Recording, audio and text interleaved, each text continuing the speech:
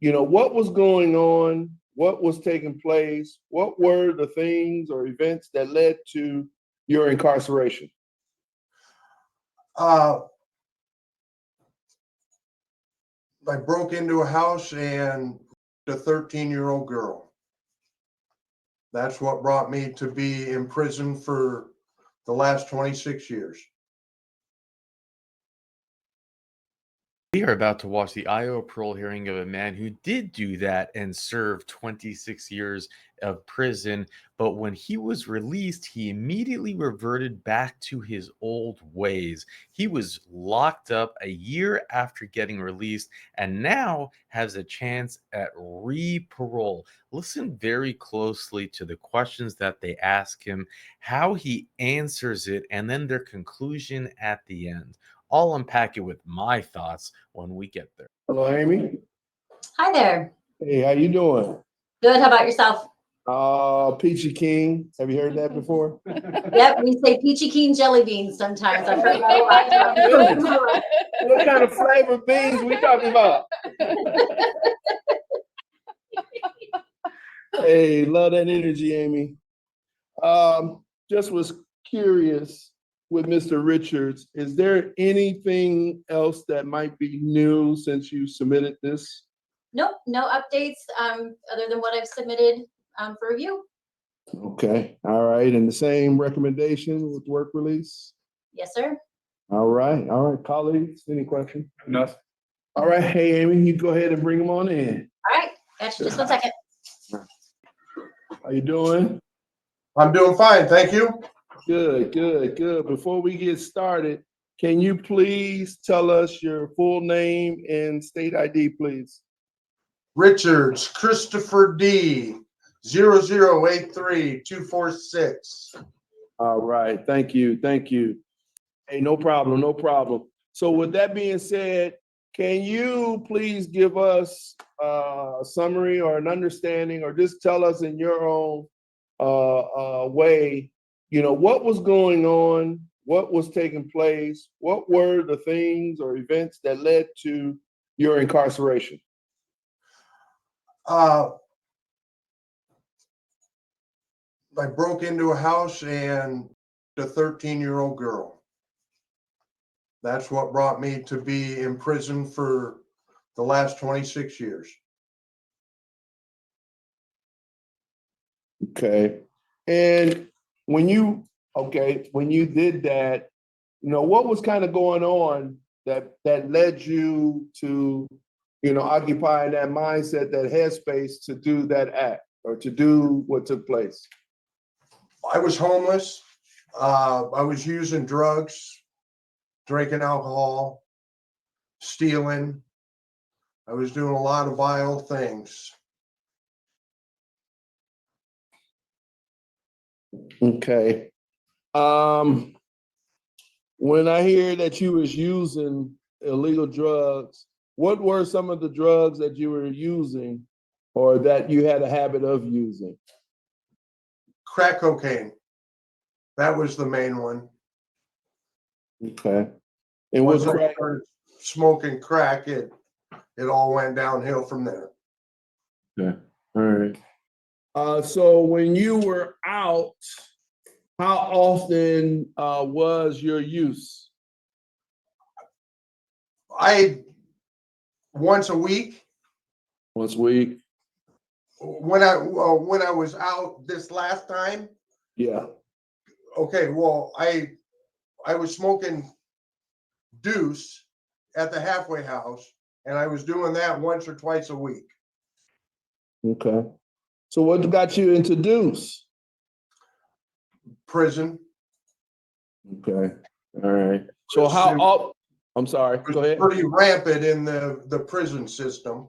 Pretty rampant in the prison system. So when you were in and you were introduced and started using deuce, how often inside would you be using?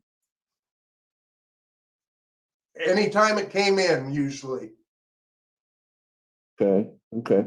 So if we were to, use our headspace to try to understand how many times or how often, was that a weekly use? monthly use, or how often are we It, talking? it was once a week. Sometimes it was daily, depending on how often, how available it was. Okay. It wasn't an easy thing to get a hold of. Okay. So then with that use, how long has it been since you've used inside?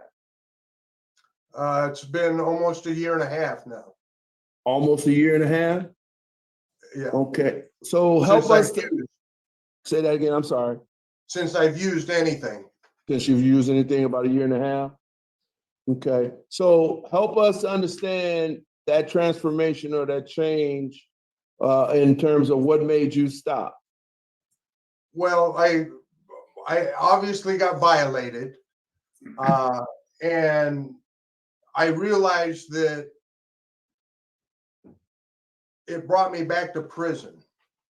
Okay, now I was incarcerated for 24 years, 8 months before I got out the first time. Okay, and when I got out, I was clean for the first 4 months. And then it got to a point where I guess I was too lax, you know, everything was going too good for me. You know, we as addictive people have a need for chaos in our lives. And I guess at that point, that's where I was at. Everything was going too good and I couldn't handle it. So as we trying to interview to assess what you might be prepared for today than what you were originally prepared for back then, what are the things that you've gone through that helps us to understand that you're better prepared for an opportunity to be released again? Well, for starters, I have a support system. I met a lady that she's a Christian lady, and I met her at work where I was working at. And since being incarcerated, we've become a lot closer and we talk a lot more. And she's got me more into the Christian side of her life. And I've learned about that. I've been in contact with, what is it? Full Circle Recovery Unit. I've been in touch with them since May, and I've been going back and forth with somebody there. And there's a support system that I have. I've also found a couple of a recovery community center on the southwest side of Des Moines that I would like to check out and see what's going on there. And you know, I didn't have that the first time. After being incarcerated as long as I had been, I had lost all my family, I had lost all my friends, I had nobody. So when I got out, the only people that were there to help me was the halfway house. Well, I viewed the halfway house like I do everybody in prison. They ain't here to help me. They're just here to control and oversee me. Okay. And I didn't have no support. That was the main thing. I appreciate you being transparent and sharing with us, opening up, letting us know kind of some of the things that was kind of going on. What are some things that will help you to be better if you are released? Obviously experience. Okay. I've experienced what it's like to be outside again. Okay. I'm not a moron. All right. I'm teachable. I know what I was doing was wrong. And I know there's a couple of places where where I could have done better, but I didn't. Okay, I acknowledge those, and I see where I can better myself. You know, I need to find a church and a better group of people to hang out with. Okay. Do you have any values today? Values? Yes, sir. Yeah, I don't lie anymore. I'm not about material stuff. Okay. I'm more humble than I used to be. I'm 58 years old, man. You know, I'm getting too old for this. You know, and you would have thought that 24 years and 8 months would have been enough to teach a man like me a lesson. Well, it did. It taught me about my crime and what I was doing was wrong. Okay. And it's not easy out there, especially after all this years of incarceration. Okay. I need to, you know, I need another chance to be able to try to, but that's not for me to make the decision. Okay. That's not my decision to make. All right. But I have learned, you know, I know that there's other things out there. This is the worst time I've ever done. This last year and a half, I was incarcerated for all that time, and this was the worst time. This was the biggest lesson for me. And it's not the Iowa Parole Board or the DOC teaching me a lesson about this. It's my God. Okay. He corrected me. That's why I'm in prison right now, is because I got corrected by Lord, the Lord Almighty. What I'm going to do is I'm going to conclude my questions for now and look at my colleagues to help and assist and see if they have some questions for you. Okay. Okay. Jesse, you have any questions? I do. Thank Okay. you. Uh-huh. Mr. Richards, Jesse Rincon, nice to meet you. Pardon me? My name is Jesse Rincon, nice to meet you. Okay, nice to meet you. So you took SOTP, correct? Yeah, that is correct. Did you learn what your cognitive distortions were?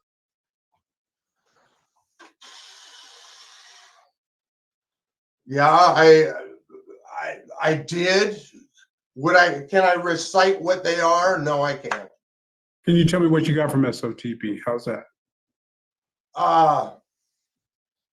That my way of thinking about certain things was totally wrong.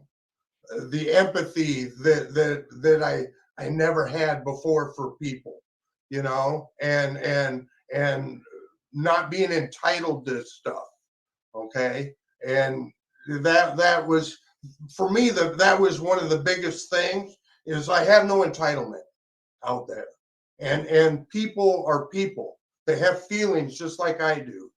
And I, at some point, I need to give some empathy for that. Was there a particular reason in the original crime that you targeted that person? Pardon me? Was there any particular reason that you had targeted that person, your victim? No, it was just Random? chance. Okay. It was how did they describe it? It was just availability. Okay. Was there any other victims in your life? In my life, Yeah. I always wanted to say my ex-wife was, but they, you know, because there were some things that went on with there, but I mean, I wasn't a good man when I was out there. My ex-wife, my kids, you know, yeah, that was. How many kids do you have? I have 4. Yeah. For what's your relationship with them? My 2 boys, I have a contact with them. there's some mending of fences that needs to take place there. Fair enough. I And appreciate you they're going answering. through- They're Go ahead. going through a hard time right now. They're both down in Greenfield, and they just had that big tornado that went through, and they're having some problems down there. And I'm about to be a grandpa again, and I already have one grandson he'll be like 9, and I don't even know who he is. So there's some mending of fences needing to be done. I appreciate you answering the question I did have. I have no further questions. Thank you. Thank you. All right, thank you, Jesse. Now, Meredith, do you have any questions for Mr.? No, I think the questions that I did have were answered. Were answered, okay, all right. Well, Mr. Richards, this is that time I was talking about where you get a chance to, share with us any additional information that we should consider before we go into deliberations and evaluate the interview and let you know what the outcome is going to be. I really don't have a whole lot more to add. I mean, the questions you asked, I was able to divulge who I am. Okay. And I mean, the crime that I got put in prison for has nothing to do with why I violated. Okay. I know there's some things out there that I need to take care of, get a support system and things like that I didn't have before. And this has been a learning experience for me, being back in prison. And I feel a lot of shame because I'm in front of you people right now. Okay. I never should be back here. And I beat myself up every day about that. And that's just, I can't do nothing about it. I can just change myself. Well, hey, I appreciate what you have been able to share. Now it's time for you to sit back, listen to us going to deliberation. And then once we finish, I will come back and try to explain the outcome. Thank you. Okay? All right.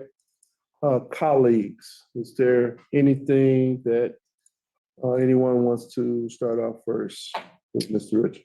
Yeah, I'd be happy to start. So I'm gonna go ahead and support this recommendation.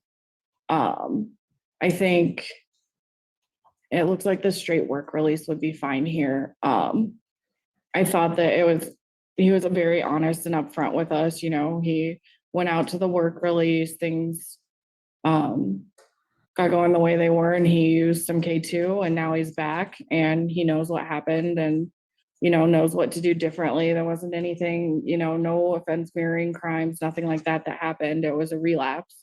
So I'm fine with getting him back out to the work release.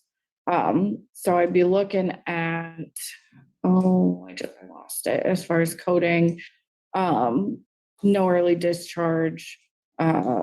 You begin with that internet restriction, no contact with minors, 40A SOTP aftercare, substance abuse. I didn't see any medications, but I think maybe starting with a 50A as well would be a good idea. Okay. All right. And Jesse. Thank you. I think you had a good interview. The thing that stuck with me is all the years of use while incarcerated, but he was able to say that this basically broke his back. He didn't want to touch the sun around. So I'm good with the DOC recommendation and in agreement. Would you like me to repeat those codes or did you write it down? So the codes that we have is WRGC11P, the 20B, the 20A with substance abuse, the 20A with no internet. Did you say 30A? Did we need a 30A as well? And the 50A on those treatment codes, SOTP aftercare.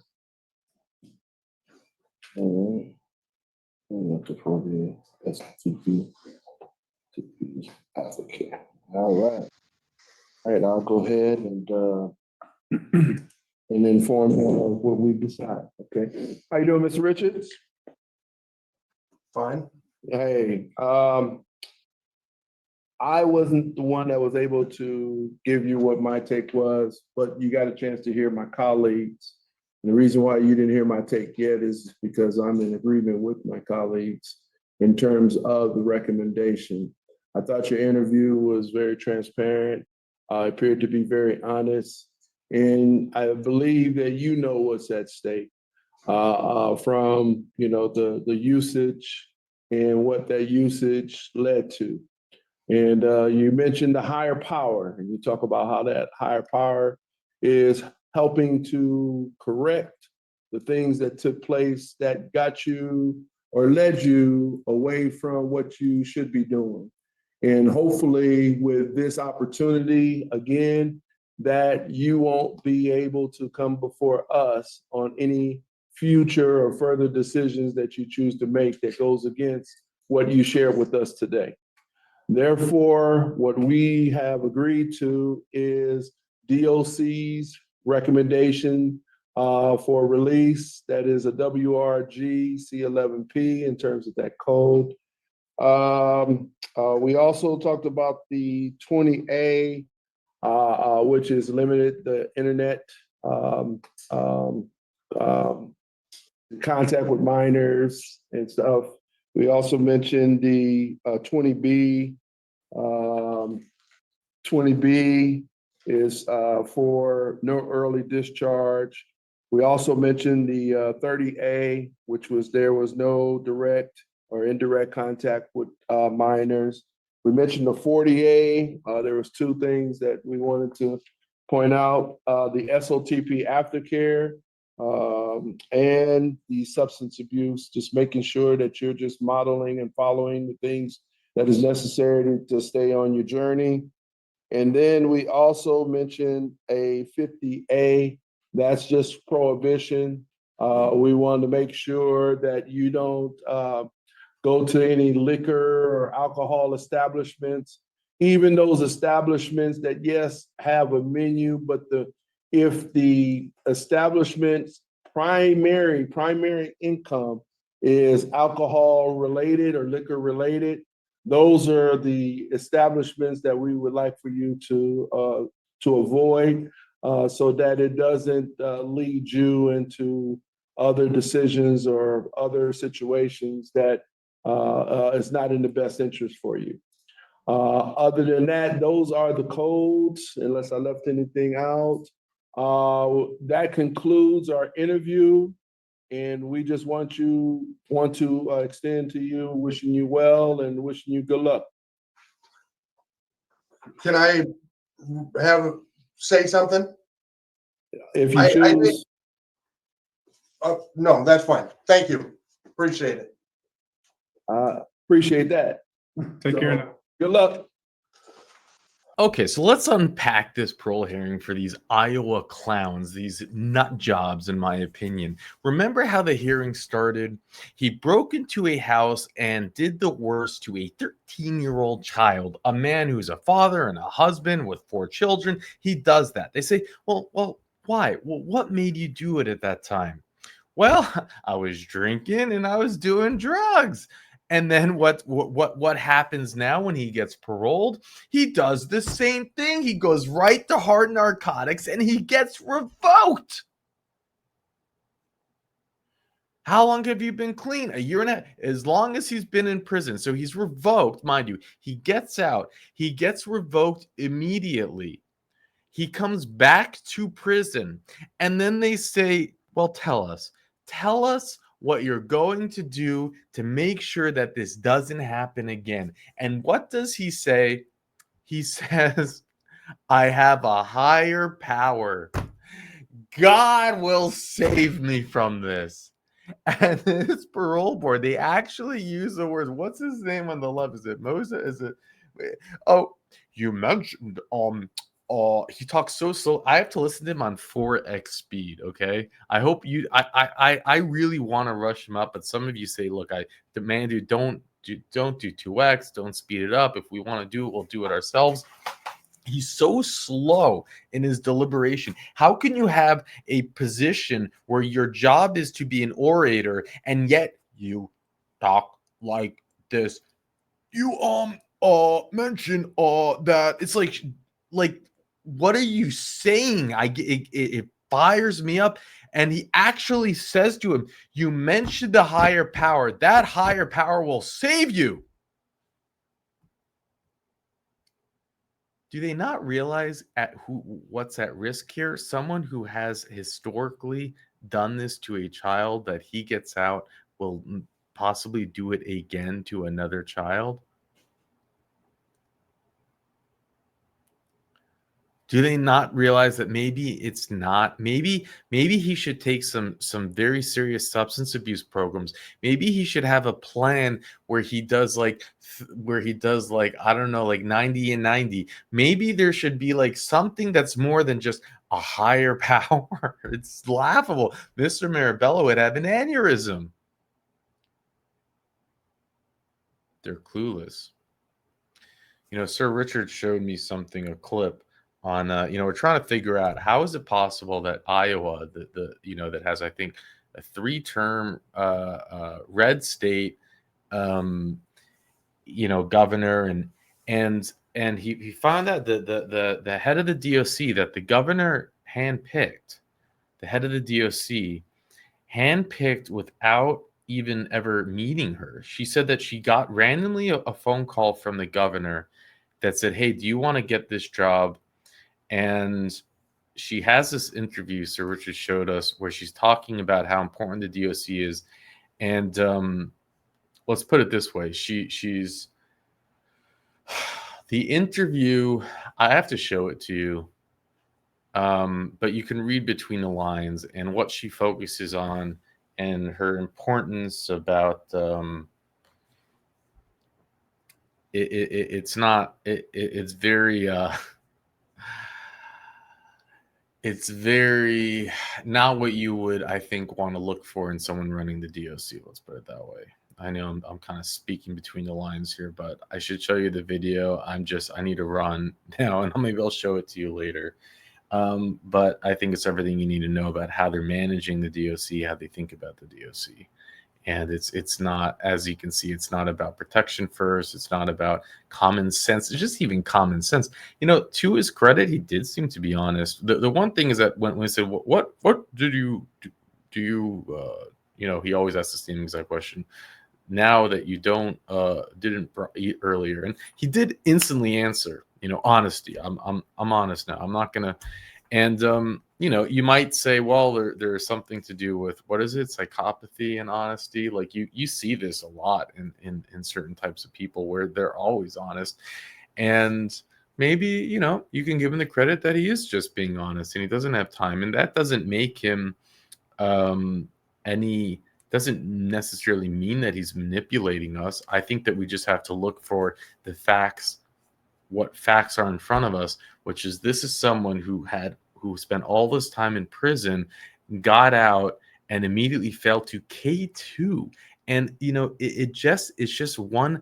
Even when he said it, it was. Well, why did you pick this victim? Well, it was a moment of opportunity.